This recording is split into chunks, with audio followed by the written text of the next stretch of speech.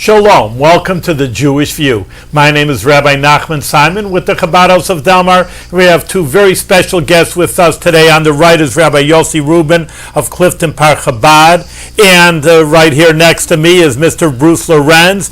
Welcome to the Jewish View. Thank you.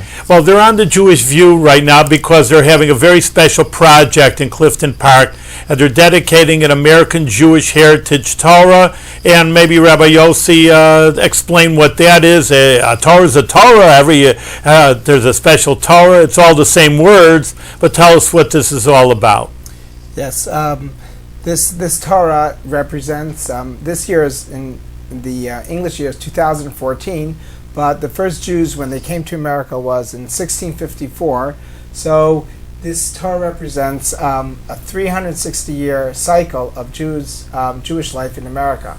And so when we look at like 360, we think of like a circle, and and then Jewish people have been all around in America in all different types of professions and adding to the American culture. But when you look at a circle, the main thing is really the center. And throughout Jewish life in America, the center really is the Torah. And so this Torah is going to represent how all different types of Jews from all different categories and all different labels really have at their center of their lives is really the Torah. And this Torah is going to represent how the Torah is the center of our lives. Bruce, a little bit on history. Of course, everybody knows their basic history is 360 years, Rabbi Yossi told us.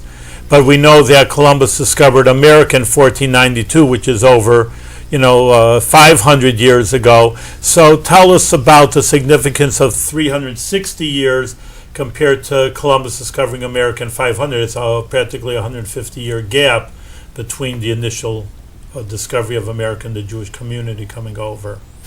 Well, the Jewish community actually came to New Netherlands, to New Amsterdam.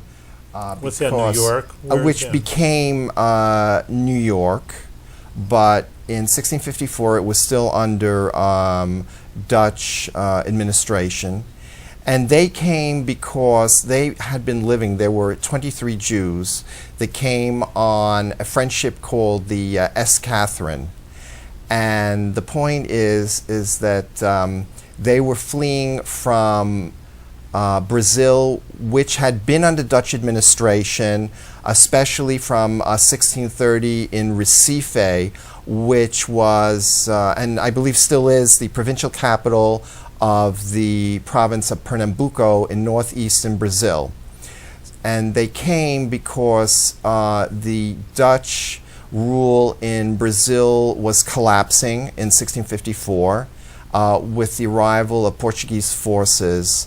The Portuguese from 1580 to 1640 actually had been under Spanish control as their royal house had basically become extinct, and so Philip II of Spain became King Philip I of Portugal, and in other words, Portugal no longer had forces, sufficient military forces as a naval power to control its territories in Brazil, for example in Bahia in northeastern Brazil, and so it fell to the Dutch, which were they were an important commercial and naval power in the 17th century and the late 16th century, and they overtook the area,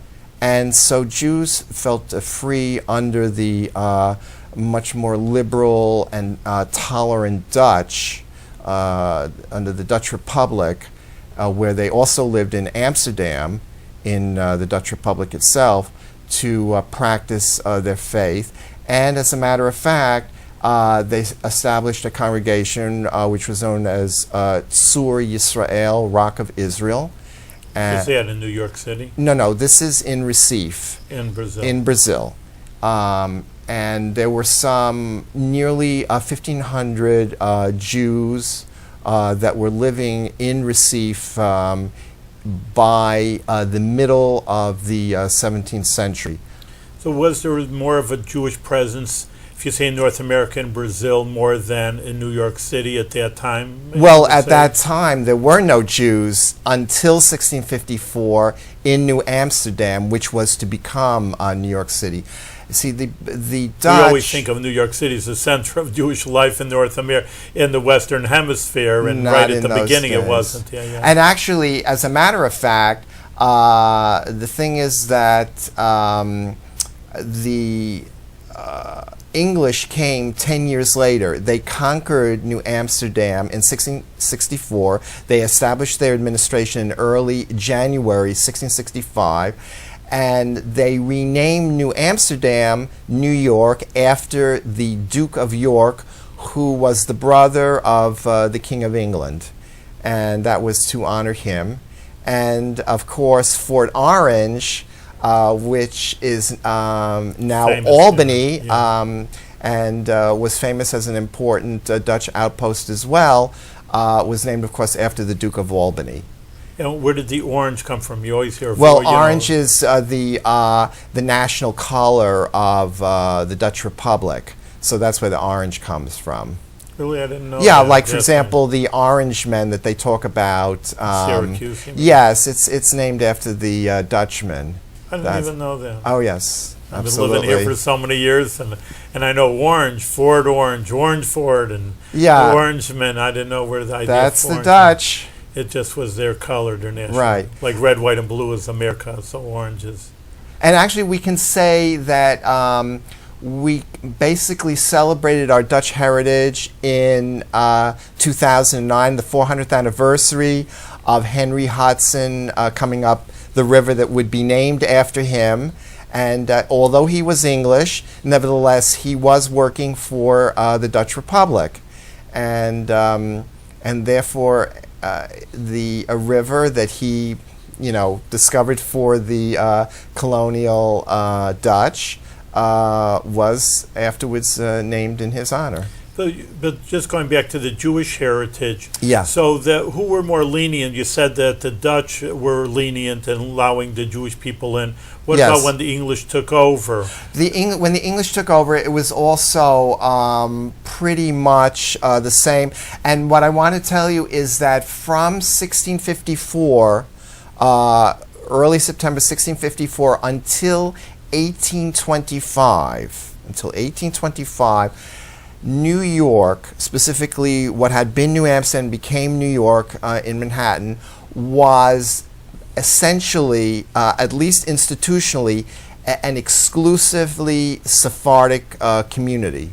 Explain what Sephardic is to our viewers. Those were Jews what does that that mean? came from Spain and Portugal. They were exiles from the Spanish expulsion. The Edict of Expulsion was issued on March 31st, 1492. We commemorated it, the 500th anniversary, on March 31st, 1992.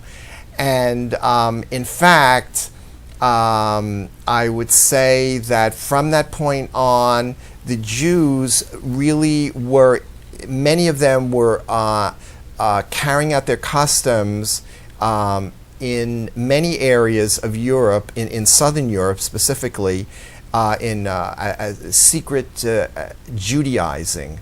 Even in America, you mean? Even in America, for example, there were Jewish merchants who were called New Christians, Cristãos Novos in Portuguese, and they belonged to the Consulado. The Consulado was the Spanish and Portuguese Merchants Association in the Americas. And there were Jews that were members of it, but as New Christians. They were scared of anti-Semitism in America? Well, yes, because the Portuguese, when the Portuguese controlled Brazil, they would send what were called visitadores, visiting inquisitors from the tribunal of the main tribunal of the Inquisition in Lisbon, and they would come over and they would do investigations of various people that were suspected of Judaizing customs throughout the Portuguese territories, the Portuguese colonial territories in Brazil. And those people that were believed to be guilty, so to speak, of such activities were sent back to Lisbon in chains on Portuguese men of war and were tried in Lisbon, and many of them were burned. They had the same Inquisition as Spain. Portugal had. Well, they had a separate inquisition, but both of these were national inquisitions. In other words, they weren't specifically run by the Catholic Church, but they were under the auspices of each specific government, whether it was the Spanish Kingdom in Madrid or the Portuguese Kingdom in Lisbon. That's very interesting. So, I mean, you have this Jewish heritage, very interesting about Jewish American history, which I'm sure most Jewish people don't even know about. I mean, so many years ago, or even the roots of Jewish heritage.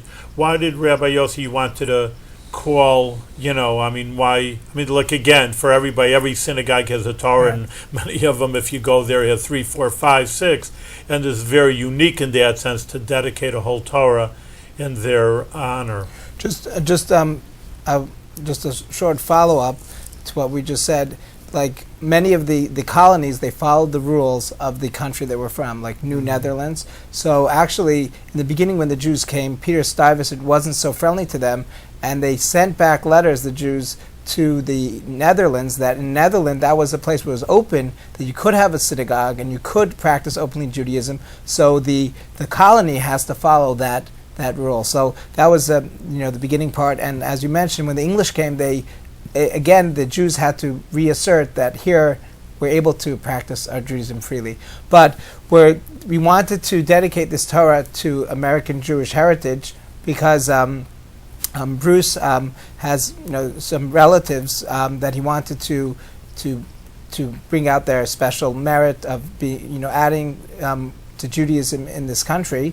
And so we have Emma Lazarus, which everyone knows is on the Statue of Liberty, her poem of welcoming all the immigrants, and she really exemplified how they were Sephardic Jews, but Emma Lazarus and her cousin Benjamin Cardozo, who became the Supreme Court justice, and but she wanted to be able to express that the freedom that we have in America, and to welcome all the Jews and all immigrants from other countries. Is it interesting you have that poem near you? Yes, I have it. It's right over here. Right. I don't know if I can get it. All right, but it's very famous. People don't understand that Statue of Liberty, which is the epitome of America, the freedom of America, and welcome all immigrants. Can I just poem. 1 second?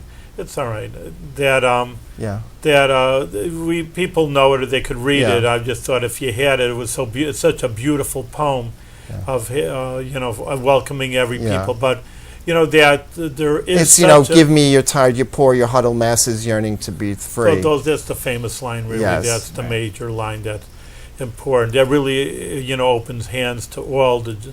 But just you say the American Jewish people, I mean, that they have the roots. It's very interesting.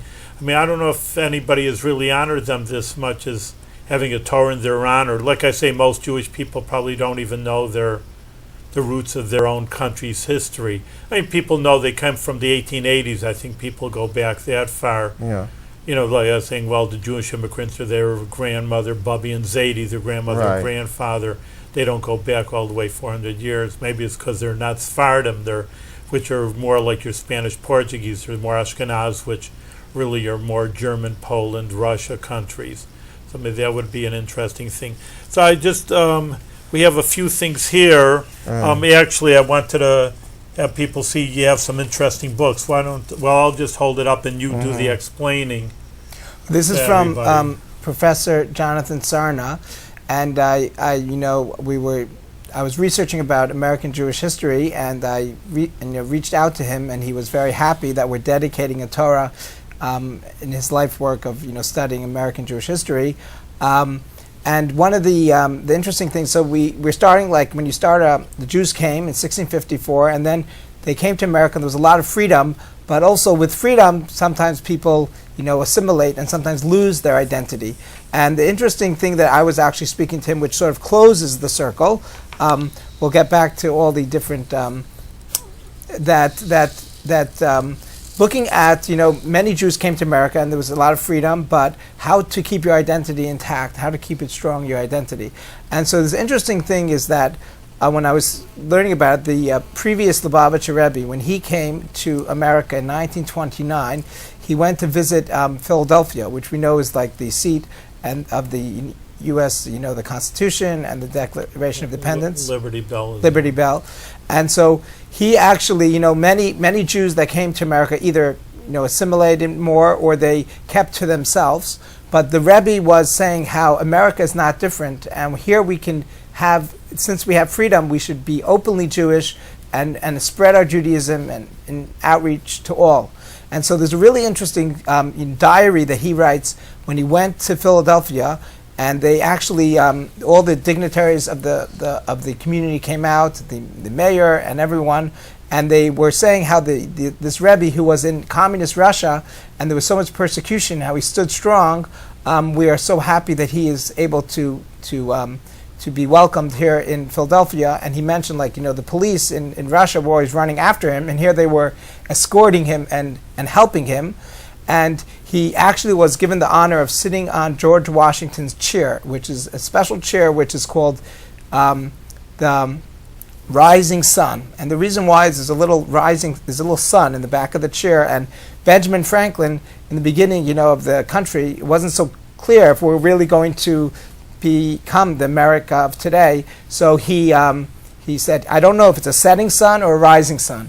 And when they finally got their independence, they called it the Rising Sun. But the previous Rebbe sat on the chair and he gave, and he spoke in Yiddish to all the assembled, and he gave a very great welcome, and he said how he's so happy to come to this cradle of freedom, and how this is based on, the values of faith. And he actually then went on to go to the Liberty Bell and put a wreath of flowers, as was the custom, and said again how, as we see on the Liberty Bell, how it's saying how proclaim liberty throughout the land, how let freedom ring, that it's based on faith, and that is the true liberty. So that really gave me a little insight into looking at from the first Jews coming to America in 1654, and sort of the beginning of the circle, and actually when Asher Levi's, who was one of the first Jews coming to America, he wanted to, the Peter Stuyvesant didn't let the Jews be like burgher guards, which were volunteer guards to watch the fort and everything. And he sent a letter back to Netherlands again that the Jews have the right, and actually they were penalized. They would have to pay a tax for not guarding, and after 2 years, he finally got the right to become, a guard and to be part of protecting America. And interestingly, there's a society of Jewish police officers in New York City and throughout, New York, and they actually have their top award is the Asher Levy Award for police officers that contribute. But I think it's called the Shomrim Society. Right, the Shomrim Society. And another just little interesting thing is that he actually, where we're talking about Manhattan, New Amsterdam, and he actually got the right to, have a slaughterhouse, and he made kosher. And he made a rule that and he got a provision from that not to have no pigs to be slaughtered. And actually, the place of it was right outside the fort, which was called Wall Street, and that's actually Wall Street of today, was his Jewish there's kosher no pigs butcher. on Wall Street nowadays, huh? Whether or not cattle. I mean, just again, another book that tells a little bit about this, pretty much the same idea. Right, 3 centuries of Jewish life in America. So there's an interesting, it talks about Jews coming to America, and then throughout the centuries. Some of these books I was reading, they talk a lot about how we assimilated, but I was trying to look for our identity, and there are very good examples of it as well. There's one person who was elected to be a legislature, and he didn't. And the law was at that time to swear on the New Testament as the Bible, and he did not want to, and so he was able to finally become later on, and to bring out their identity, bring out our Jewish identity, and keep it strong. Well, here's the Albert Einstein in the back of the 3 centuries of Jewish life.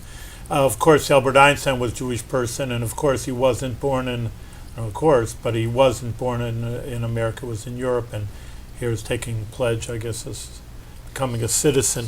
Right, going back to very local, though, back to Albany, tell us about this. Explain the seal of the city of Albany. So we're talking about old heritage, but this is something very modern and very close to us. Of course, the city of Albany. Right. So they're actually we're celebrating with the special Torah. So they're designating that this Torah to be the American Jewish Heritage Torah Day on its dedication, and this proclamation talks about the actually many of Bruce's relatives were all, many of them were New Yorkers. We have Emma Lazarus, and who we mentioned. Then we have Benjamin Cardozo, who was a great New York State justice. Yeah, I wanted to mention, if I may, about, if you have a moment, about Justice Cardozo, is that actually this year, from February 1914 to now February 2014, is the centennial of the first Jew, in other words, then Associate Judge Benjamin Nathan Cardozo, on the New York State Court of Appeals, which is the highest court in the state of New York.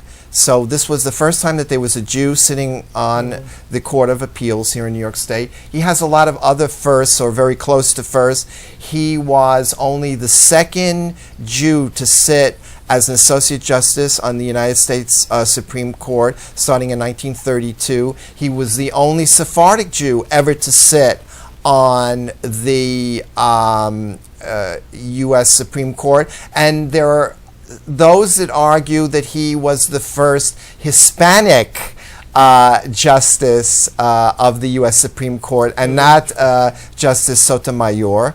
And he was the only Jew, even though he was a Democrat, because he had such a brilliant legal mind, he was the only Jew ever to be appointed to the United States Supreme Court by a Republican president, namely Herbert Hoover, and he was unanimously voted in, unanimously confirmed by the United States Senate for the position of Associate Justice of the U.S. Supreme Court. And as a matter of fact, one of the justices of the U.S. Supreme Court told to Hoover, if you will not appoint him, I will immediately resign, and then you'll have 2 vacancies instead of 1. And he actually replaced the great Justice Oliver Wendell Holmes, Justice Cardozo.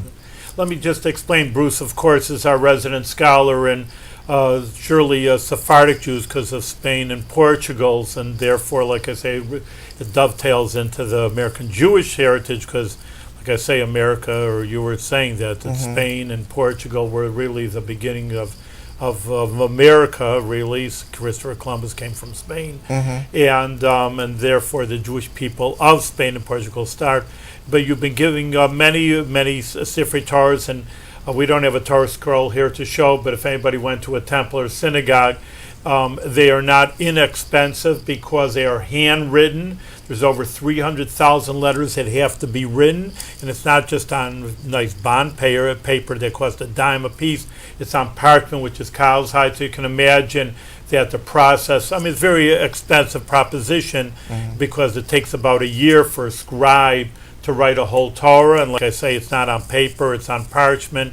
And this is the 5th Torah scroll that they've dedicated in the Capital District. And can I personally say thank you? The Delmar Chabad House was actually the first of his Torahs, so I want to give a personal thank you, but of course, on behalf of all Capital District Jewry, that you're helping everybody out, and this is your 5th one that you're dedicating not only to your relatives, which these are to Emma Lazarus, Associate Justice Benjamin Nathan Cardozo,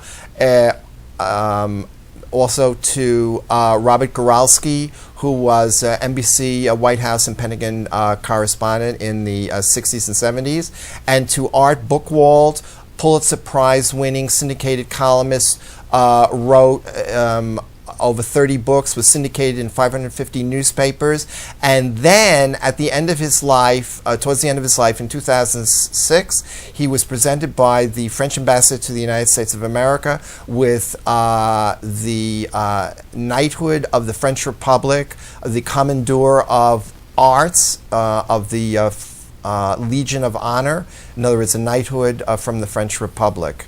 And I just want to say one little thing extra about the assimilation issue, and that what is very interesting about Sherit Yisrael, the first congregation in the United States, the Spanish and Portuguese synagogue in Manhattan from 1654, is that only actually recently a president was appointed at Sherit Yisrael, president of the congregation, who was from the original, the descendants of the original celebrated 23 that came from the former Dutch Brazil to New Amsterdam on that French ship, the S. Catherine, which I call the Sephardic Mayflower.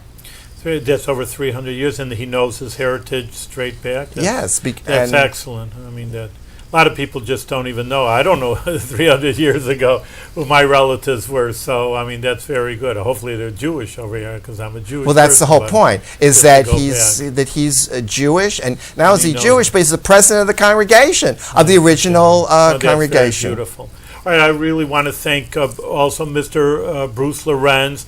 Like I say before, he's our resident scholar in Spanish and Portuguese Jewry, and working on a PhD thesis about Portuguese Jewry. But again, there's such a, like I say, American Jewry, and most people don't even know it. They just know from Europe or Eastern Europe, and people eat gefilte fish and board that they know about their Babi and Zaydi. They don't know about even 300-400 years ago about this heritage. And Rabbi Yossi Rubin, who is the benefactee of the Sefer Torah of Bruce Lorence in Clifton Park, will be housed in Clifton Park, and people will be using it in their services there. So just one short thing. You were mentioning the fifth Torah, so it's like, you have the 5 books of the Torah, exactly. So it's sort of a completion with the fifth Torah, and Hamisha Humshei Torah. Right. The 5 books of Torah. All the 5 books are contained in one Torah scroll, but that makes a full circle. So use it in good health, and we always give our blessing on the Jewish view that for your in tremendous merit. I don't know how many people gave 5 Torah scrolls.